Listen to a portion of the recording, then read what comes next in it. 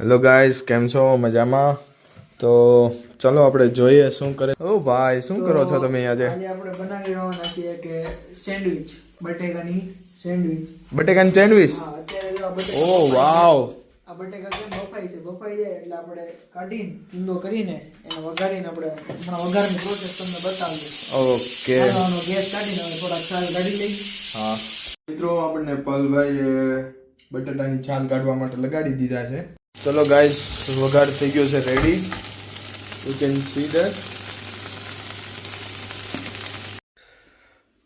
Finally guys, તો આપણી sandwich ready થઈ રહી છે અને હવે ટૂંક જ સમયમાં આપણે આને ખાવાના છે.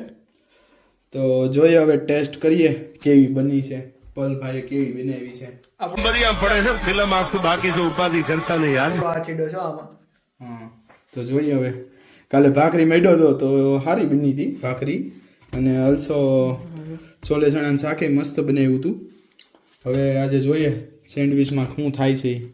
ગાઈસ, તો હવે ચીઝ બાકી હતું લાસ્ટમાં, તો આપણે એ પણ કરી નાખીએ ચીઝવાળી સેન્ડવિચ.